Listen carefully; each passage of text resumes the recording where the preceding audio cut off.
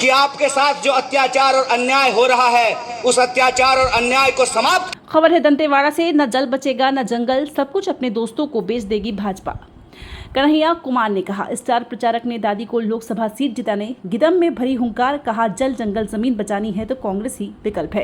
कांग्रेस के स्टार प्रचारक कन्हैया कुमार ने गिदम के जावंगा पहुंचे। यहां उन्होंने आम सभा को संबोधित किया। कहा कि आदिवासियों को जल जंगल जमीन बचानी है तो कांग्रेस को वोट करें। वंचितों और गरीबों के लिए भाजपा कुछ करने वाली नहीं है। यह पार्टी सिर्फ शोषण कर सकती है। कवासी लखमा दादी प्रत्याशी है। वो पहले भी विधायक रहे हैं और मंत्री भी रहे हैं। बखूबी इस इलाके की समस्या के बारे में जानते हैं। एनएमडीसी का मुद्दा हो तो तेंदुपत्ता का रेट देने की बात हो, तो इस इलाके में शिक्षा देने की बात हो, स्वास्थ्य की बात हो, या इन मुद्दों को विधानसभा में उठाते रहे हैं। कवासी लखमा जल जंगल जमीन की लड़ाई लड़ रहे हैं, इसलिए उन्हें वोट करें, नहीं तो भाजपा न पहाड़ बचने देगी ना ही नाला। जिस तरह से खदानों को बेचा जा रहा है, बस्तर के आदिवासी से छुपा नहीं है। प्रधानमंत्री खदानों को अपने दोस्तों को बेच रहे हैं। नकली ग्राम सभा करवाकर प्रधानमंत्री खदानों को अपने दोस्त को बेच रहे हैं। ऐसे मुद्दों को उठाने के लिए कवासी लखमा जैसी मजबूत आवाज को दिल्ली में होने की बेहद जरूरत है। इसलिए आज मैं उनका समर्थन में आया हूँ। इंडिया ब्लॉक को लगातार समर्थन मिल रहा है। मोदी सरकार महंगाई कम करने और रोजगार आगे बढ़ाइए। इस बार कांग्रेस पार्टी 5 न्याय की बात कर रही है। कितने न्याय की? और वो 5 न्याय है जिसमें हम कह रहे हैं कि किसानों को न्याय देना पड़ेगा, हम कह रहे हैं महिलाओं को न्याय देना पड़ेगा, युवाओं को न्याय देना पड़ेगा, मजदूरों को न्याय देना पड़ेगा।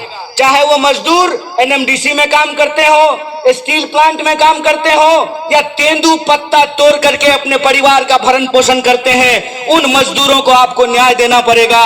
और गिनती करके जिसकी जितनी आबादी है उतनी हिस्सेदारी आपको देनी पड़ेगी। इसका मतलब यह नहीं है कि देश अगर 140 करोड़ लोगों का है तो प्रधानमंत्री के 2-4 दोस्त ही मजा मारेंगे, ऐसा नहीं होगा।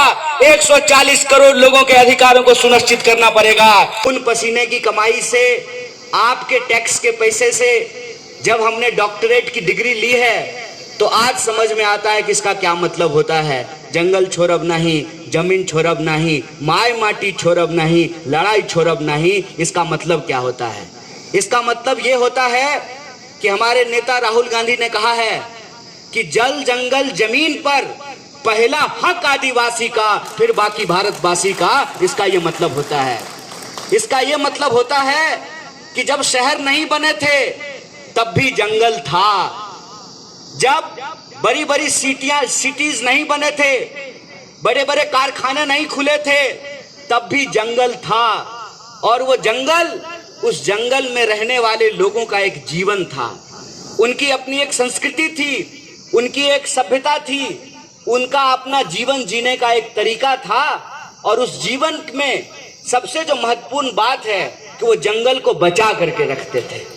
वो जंगल को लूटते नहीं थे, जंगल को बचाते थे।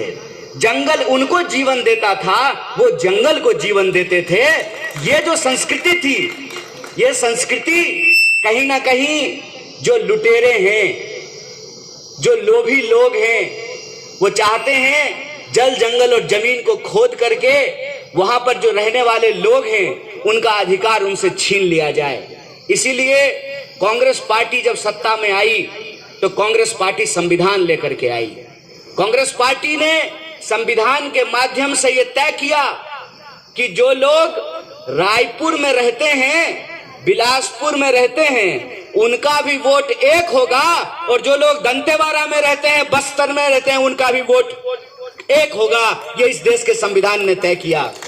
इस देश के संविधान ने तय किया कि आदिवासी का भी वोट एक होगा, दलित का भी वोट एक होगा, ओबीसी का वोट एक होगा, और जनरल कैटेगरी के लोगों का भी वोट एक होगा, महिला का वोट भी एक होगा, और पुरुष का वोट भी एक होगा। ये इस देश के संविधान ने तय किया है। और उसी संविधान की ताकत के चलते वन संरक्षण अधिनियम बनाए गए, तमाम तरह के कानून लाए गए, और यह सुनिश्चित किया गया कि बिना ग्राम सभा के अनुमति के आप जंगल से एक पत्ता भी नहीं ले सकते हैं, एक पत्थर का टुकड़ा भी नहीं उठा सकते हैं। यह नियम बनाया गया। लेकिन आप सब जानते हैं कि आज क्या हो रहा है। आज ये हो रहा है कि जैसे